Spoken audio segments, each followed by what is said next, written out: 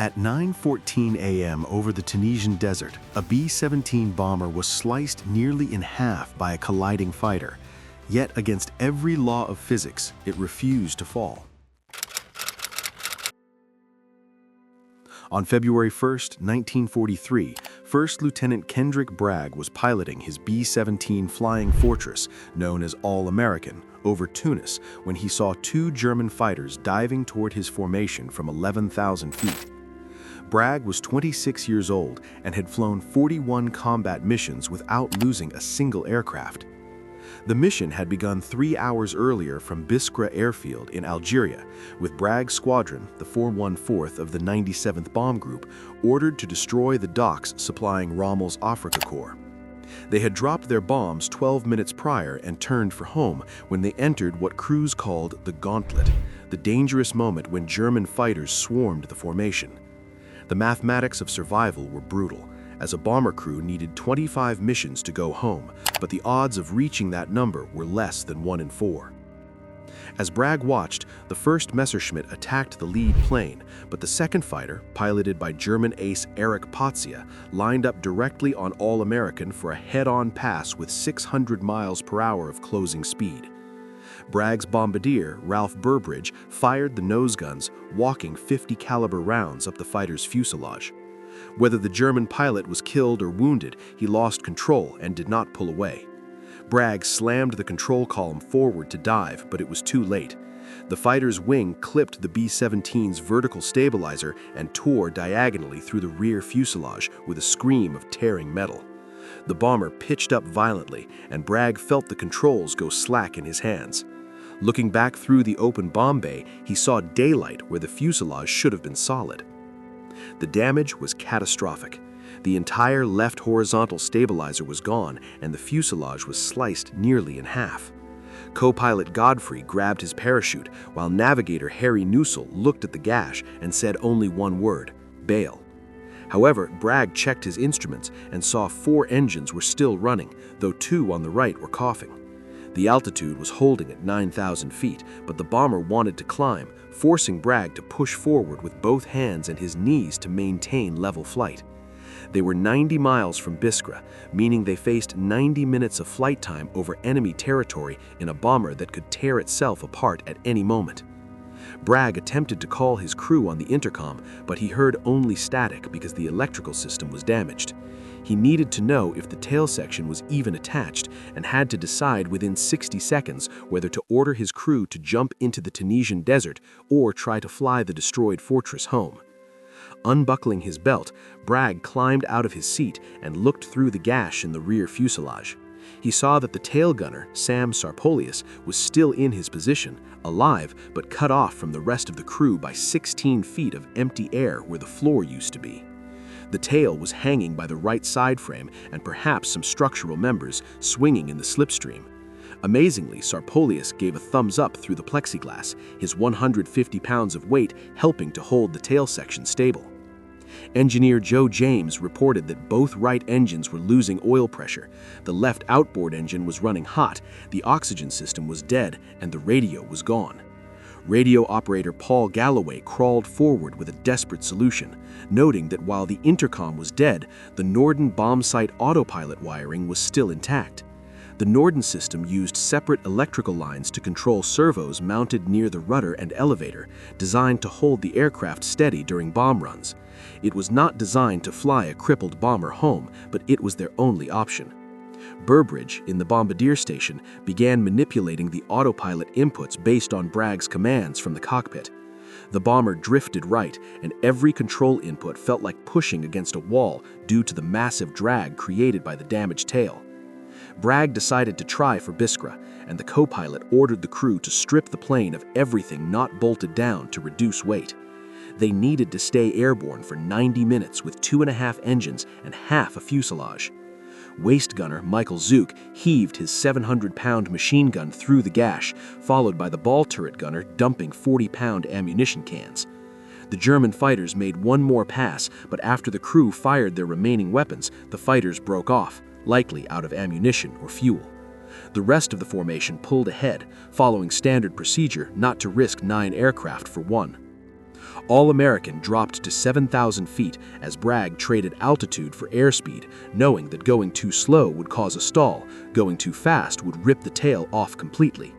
Burbridge reported that the autopilot was holding but fighting him, with inputs taking 30 seconds to register. Bragg watched the fuel gauges, calculating they had barely enough to reach Biskra if the engines kept running and the tail stayed attached. Suddenly, the number 3 engine, the left outboard, began smoking, turning from white to black as the cylinder head temperature climbed into the red. The engine seized at 7,200 feet and the propeller windmilled for 3 seconds before locking. The sudden drag pulled All-American into a left bank, and because the rudder cables were severed, Bragg had to use asymmetric thrust to level the plane, pushing the right throttles forward while the aircraft fought to spiral. Holding the plane steady required immense physical effort, causing Bragg's knees to ache and hands to cramp. They were losing 100 feet per minute with 68 miles still to go, and Bragg calculated they would hit the ground 20 miles short of the runway. James reported they stripped 800 pounds of equipment, but it wasn't enough. Bragg made the critical decision to dump the fuel from the bomb bay tanks, realizing that fuel was weight and every pound lost meant they could glide farther. James released 200 gallons, shedding 1,200 pounds in 30 seconds. The altimeter steadied and then climbed back to 7,500 feet, giving them breathing room, though the autopilot motors were overheating from the strain. With 55 miles to go, they were flying over empty desert with no place to land except sand and rock. If the autopilot failed, the bomber would lose all control and Sarpalolis would die in the tail section. At 9:58 a.m., after flying the crippled bomber for 44 minutes, Bragg saw the gash in the fuselage widening. The right side of the airframe was peeling away due to metal fatigue and vibration. James warned that the tail was going, and Bragg saw it flexing independently like a fishtail. Bragg ordered everyone to prepare to jump, but he knew Sarpalolis was trapped and could not be saved if the tail broke off. Refusing to accept this, co-pilot Engel grabbed a walk-around oxygen bottle and crawled toward the tail, reaching the edge of the 16-foot gap. He gestured for Sarpalolis to crawl forward. The tail gunner looked at the flexing metal and began to move slowly, causing the tail section to bounce with every shift of his weight. Sarpalolis dragged himself forward until he reached the edge where the tail connected to the fuselage, but he was still 3 feet short of Engel's reach. James appeared with parachute cords, tied them together to form a 20-foot line, and threw one end to Sarpalolis.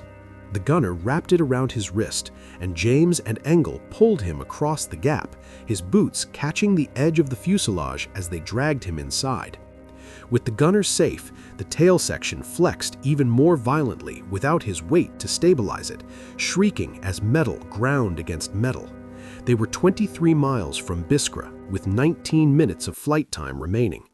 Bragg throttled back to reduce stress on the airframe, allowing the plane to descend steadily as the airfield appeared on the horizon. He saw the 3 dirt runways and the other B-17s already on the ground. Burbridge struggled to line up for landing with the failing autopilot servos. As All-American descended through 2,000 feet, Bragg fired 3 red flares from the cockpit, signaling an emergency to clear the runways.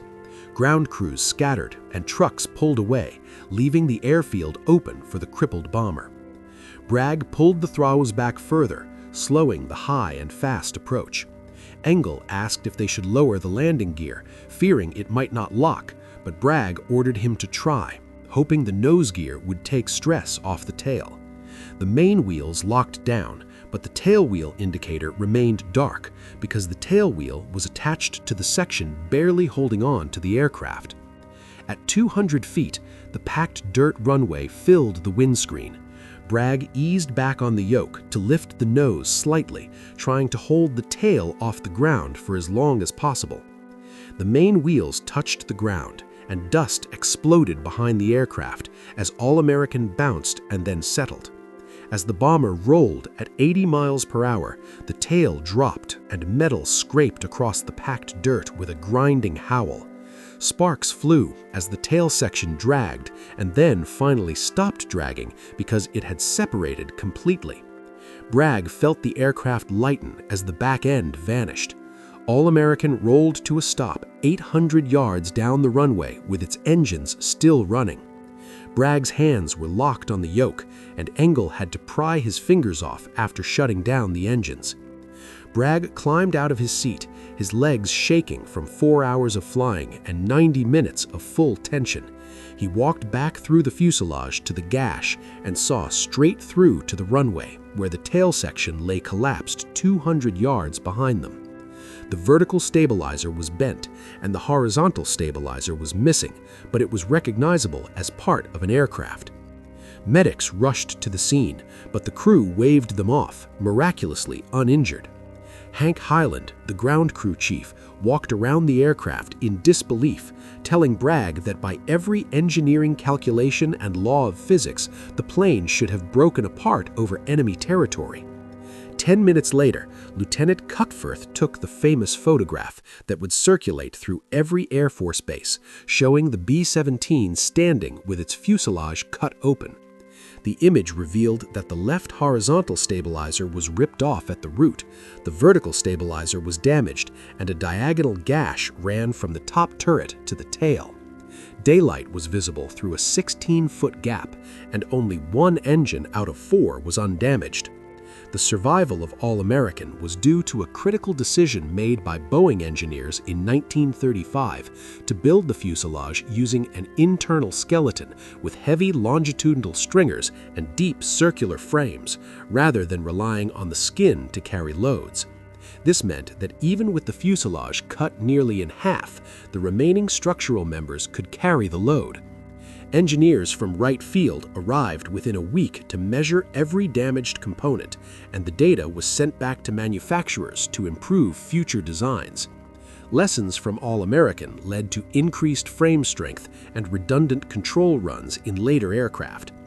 Amazingly, All-American was not done flying. Maintenance crews spent 6 weeks rebuilding the bomber, splicing in a new tail section and replacing engines. By mid-March 1943, it was airworthy again and flew missions over Sicily and Italy for another 2 years. Although it was slower and vibrated due to the repairs, it completed 118 combat missions before being scrapped in March 1945. Kendrick Bragg flew 23 more missions, completing his tour in June 1943. He never spoke publicly about All-American and died in 1994, but the story lived on through the iconic photograph. The B-17's reputation for survivability was unmatched, with a ditching survival rate of 78% compared to the B-24's 32%. The B-17's over-engineered frame saved between 15,000 and 20,000 American lives during the war, proving that the extra cost of building a durable aircraft was worth it. If you want to help keep these forgotten stories alive, please hit the like button, as it helps share this history with more people. Subscribe to the channel to hear more about the pilots and engineers who saved lives with steel and courage. Drop a comment below telling us where you are watching from, because remembering men like Kendrick Bragg ensures they do not disappear into silence.